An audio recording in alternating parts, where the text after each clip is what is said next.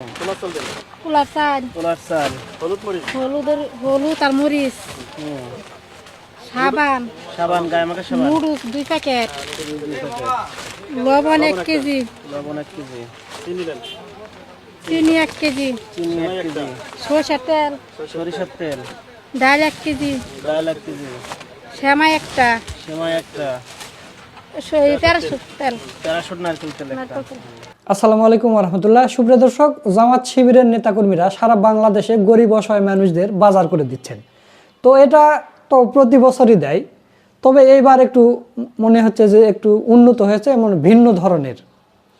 তো আমি তো আর সারা বাংলাদেশের ভিডিও আপনাদের দেখাতে পারবো না, তবে আমি একটা ভিডিও আপনাদের দেখাবো যে জামাতে ইসলামী একটা পরিবারকে বাজার করে দিচ্ছে, গরিব পরিবার। ওনার স্বামী আসেনি, ও মহিলাকে বাজার করে দিয়েছে এবং মহিলাকে সাংবাদিকরা প্রশ্ন করতেছে যে আপনাকে এত কিছু বাজার করে দিল, আপনি জামাতে ইসলামীতে ভোট দিয়েছেন? তো বলতে যে সত্য কথা ভাই, আমি ভোট দিইনি জামাতকে, তারপর জামাত আমাকে এতগুলো বাজার করে দিল। তো জামাতে ইসলামী মহিলাদেরকে বা অসহায় মানুষদের যে বাজার করে দিচ্ছে, তো কি কি বাজার করে দিচ্ছে চলুন আমরা তার একটা লিস্ট দেখে আসি। দেই নাই, মিছা তো কোনো ভুল দেই নাই। পোলার চাল, হলুদ আর মরিচ, সাবান, গায়ে মাখা সাবান, নুডলস 2 প্যাকেট, লবণ 1 কেজি, চিনি 1 কেজি, সরষের তেল, ডাল 1 কেজি, সেমাই একটা, প্যারাশুট তেল। নারকেল তেল একটা। ঠিক আছে। এই জীবনে প্রথম পাইলাম, আর কিছু পাই নাই। ভোট দেই নাই, মিছা তো কোনো ভোট দেই নাই। 2 কেজি দেন। হ্যাঁ, কত কেজি মুরগি নেবেন আপনি? 2 কেজি দেন। তেলাপিয়া দেন আর পাঙ্কাশ দেন। আপনি তো চাইলে অন্য মাছ নিতে পারেন। পাঙ্কাশ দেন, আবার আকাশে পছন্দ। তেলাপিয়া 1 কেজি দেন, 1 কেজি দেন, 1 কেজি দেন। 2 কেজি দেন। না দেন, 2 কেজি দেন। একদম দেন। আরো বেশি নেন, একটা জন্য হয়ে যাবে। প্রতিদিন ডিম খান নাকি? প্রতিদিন নয়, আমার পোলাই খায় প্রতিদিন। একটা মজু আনছি। মজুরা কার জন্য? এই যে আমার বাবুর জন্য। আমার আপনি বিতে কি করেন? বাসার কাজ করি। আমাদের আঙ্কেল আছে? না, বাচ্চা কাছে কয়জন? বাচ্চা ওই যে এক মেয়ে এক ছেলে। খুশি হইলাম, মেয়ে ছেলে লয়ে খাওয়া মুসলমান, আপনার দোয়া করুন। সুপ্রিয় দর্শক, আপনারা লিস্টটা দেখলেন, এটা মিরর নিউজ এটা নিয়ে নিউজ করেছে, সেটা আপনাদের দেখালাম। তো আপনারা দেখলেন যে এমনকি প্যারাশুট মাথার তেল পর্যন্ত দিয়েছে, এরপরে আবার হচ্ছে মুরগি কিনে দিয়েছে। তো এত কিছু যদি একটা গরিব পরিবার পায়, তার ঈদ কিন্তু স্বাচ্ছন্দ্যভাবে কাটবে, তার আর আলাদাভাবে কোনো বাজার করা লাগবে না। মানে 2 ধরনের সিমাই, তারপরে চিনি টিনি থেকে শুরু করে যা লাগে এক কথা সব কিছু কিন্তু জামাতে ইসলামী এরকম করে বাজার করে দিচ্ছে। তো এই উদ্যোগটা আপনাদের কাছে কেমন লেগেছে? মানে আপনি হয়তো গরিব অসহায় মানুষদের দেন, হয়তো 1 কেজি চিনি দিলেন বা 1 কেজি সিমাই দিলেন, এতে দিয়ে কিন্তু হয় না, তার আরও কিছু বাজার করতে হয়। আর এইভাবে যদি আপনি বাজার করে দেন পরিপূর্ণ বাজার, তাহলে কিন্তু দেখা যাচ্ছে এই 15 দিন বা 12 দিন রোজা যে আছে, 12-13 দিন, এই রোজা এবং ঈদ পর্যন্ত তার কিন্তু চলে যাবে। আর এই মহিলাটার মুখের হাসিটা দেখে আমার কাছে খুবই ভালো লেগেছে। আপনি কোটি টাকা দিয়ে হাসি কিনতে পারবেন না, যে হাসিটা দিয়েছে এবং দোয়া করে দিয়েছে যে আমি জামাতে ইসলামীকে ভোট দেইনি, জামাতে ইসলামী আমার জন্য এত কিছু বাজার করে দিল, আমি গরিব মানুষ, আমার জন্য খুবই ভালো হবে, আমার ঈদটা ভালো কাটবে। তো এই বিষয়টা আপনাদের কাছে কেমন লেগেছে সেটা কমেন্ট করে জানিয়ে দেবেন। এবং গতকালকে আমি একটা ভিডিও দিয়েছি, আপনারা হয়তো দেখেছেন, যে সালাউদ্দিন আইয়ুবী ভাইয়ের এলাকায় ইফতার মাহফিলের আয়োজন করা হয়েছে। সেখানে একজন বৃদ্ধ লোক আসছে, সে নিজেই হাঁটতে পারে না, লাঠি ধরে হাঁটে। তো জামাতে ইসলামী ইফতার মাহফিলি দেখ আর ঈদের বাজার করে দিক, তো ওই বিভিন্ন নেতাকর্মীদের মতো ওই 1 চিমটি করে দেয় না বা 1 কেজি দেয় না, যাকে দেবে পরিপূর্ণভাবেই দেবে। 2-4 মাস খাবে, তারপরে ফুরাবে না। তো অত বড় বোঝা তো আর ওই বৃদ্ধ লোক নিয়ে যেতে পারবে না। তো সালাউদ্দিন আইয়ুবী ভাই, তিনি এমপি মানুষ, তিনি ও সহকর্মীদের বললেন যে না, তোমরা না, এই বৃদ্ধের বোঝা আমার মাথায় তুলে দাও। ওই ইফতার মাহফিলের যে সামগ্রী সালাউদ্দিন আইয়ুবী ভাই তার কাঁধে নিয়েছে এবং ওই বৃদ্ধের বাসায় পৌঁছে দিয়েছে। তো এই ভিডিওটা দেওয়ার পরে আমি সেখানে ক্যাপশন দিয়েছিলাম যে খোলাফায়ে রাশিদিনের প্রতিচ্ছবি আমরা দেখতে পাচ্ছি জামাত ইসলামের এমপিদের মাধ্যমে। তো দর্শক, খোলাফায়ে রাশিদিনের একটা কাহিনী আছে, আপনারা সবাই জানেন। যারা এক কথা মুসলমান তারা এই কাহিনীটা জানে না, এটা আমি বিশ্বাস করতে চাই না।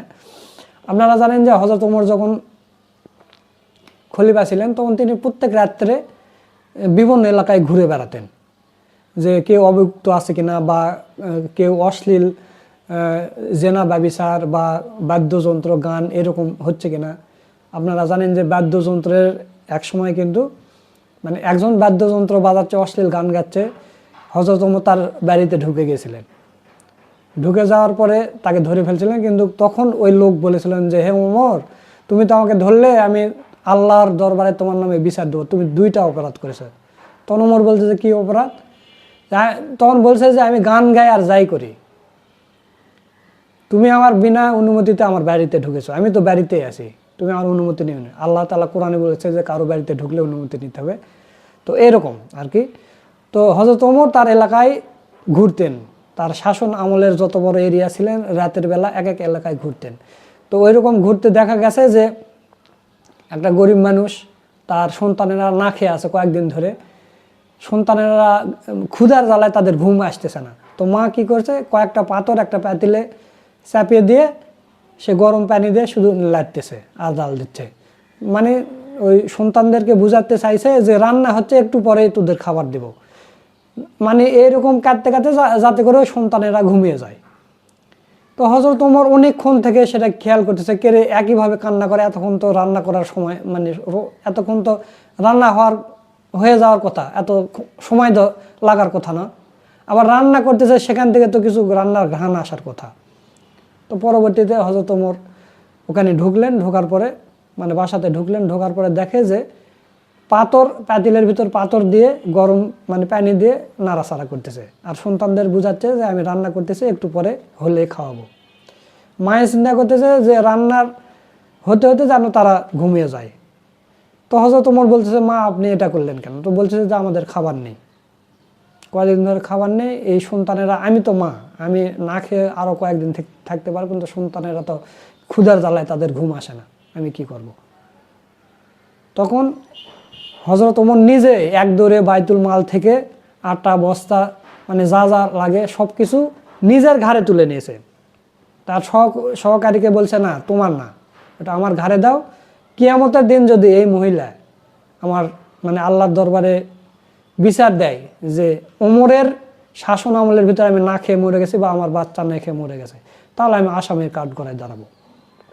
হযরত ওমর নিজে আটার বস্তা মাথায় তুলে এনেছে, আনার পরে ওই মায়ের সাথে হযরত ওমরও আটা সিদ্ধ করছে, করার পরে ওই আটার গুটি করছে, করার পরে রুটি বানাইছে, ওমর সাহায্য করেছে, রুটি ভেজে দিছে, এরপরে রান্না বান্না করে সন্তানদের খাওয়াই দিছে।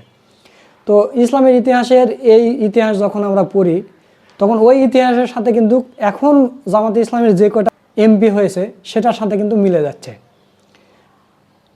জামাতে ইসলামের এক এমপি আপনারা জানেন যে এই গাইবান্ধার এমপি হয়েছে, তো পুলিশ প্রোটেকশন দেওয়ার জন্য আসছে থানা থেকে, এসে শোনে যে জামাতের এমপি জমিতে গেছে সার দিতে। এরকম ঘটনা ঘটতেছে। আবার ডক্টর শফিকুল ইসলাম মাসুদ ভাই তার এলাকায় বলেছে এবং সব দোকানদারের কাছে গিয়ে বলছে যদি কেউ চাঁদা চায় আমাকে খালি একটা ফোন দেবেন। তারা একটা নাম্বার করছে, সার্ভিস নাম্বার বের করেছে, এই নাম্বার দেওয়ালে দেওয়ালে লেগে দিয়েছে, কেউ চাঁদা চাইলে এই নাম্বারে ফোন দেন, খবর হয়ে যাবে। তারপরে দেখলাম যে হাফেজ রাশেদুল ইসলাম ভাই, তিনিও এমপি হয়েছেন, তিনি ওই তেলের পাম্পে পাম্পে ঘুরতেছেন, মানে তেলের যে সংকট চলতেছে এরকম। আর সালাউদ্দিন আইয়ুবী ভাইয়ের ভিডিওটা আপনাদের তো দেখাইছি, তার এলাকায় একটা গরু চুরি হয়েছে, তো ওই কৃষকের বাড়িতে গিয়েছে এবং বলেছে যে আপনার যে কয়টা দামের গরু চুরি হয়েছে ওটা আমি কিনে দেবো, আর প্রশাসনদের আমরা এটার ব্যবস্থা নেওয়ার চেষ্টা করছি, আর যদি বের হয় তো বের হলো, আমি আপনাকে গরু কিনে দেবো, আপনি গরু পালন করেন। আর অপরদিকে আরও যেগুলো দলের নেতাকর্মীরা এমপি মন্ত্রী হয়েছে তারা কিন্তু সেইভাবে আছে, মানে কোটটায় পরে সবসময় চলাফেরা, জনগণের সাথে দেখা সাক্ষাৎ 5 বছর পর, এখন না, ভোটের আগে। তো জামাতে ইসলামের যেহেতু 68টা আসন পেয়েছে এবং জামাতে ইসলামের যে আসনগুলোতে এই খেদমতগুলো করতেছে এমপিরা, দাঁড়ে দাঁড়ে যাচ্ছে, যেমন ভোটের আগে যেমন যাচ্ছিল এখনও তেমনই যাচ্ছে। এই দৃশ্যগুলো এখন সোশ্যাল মিডিয়ার মাধ্যমে সারা বাংলাদেশে ছড়িয়ে যাচ্ছে। সামনের নির্বাচনে কিন্তু এটার ফল বিএনপি পাবে বা অন্যান্য দল যারা যাচ্ছে না জনগণের, মানে বাংলাদেশের কালচারই তো এটা। ভোটের আগে এমপি মন্ত্রীরা নেতা খেতারা এসে ভোটারদের হাতে পায়ে ধরবে, আর ভোট হয়ে গেলে 5 বছরের জন্য হারিয়ে যাবে। তো এই কালচারটা জামাত শিবির এটা এবার ভেঙে দিচ্ছে।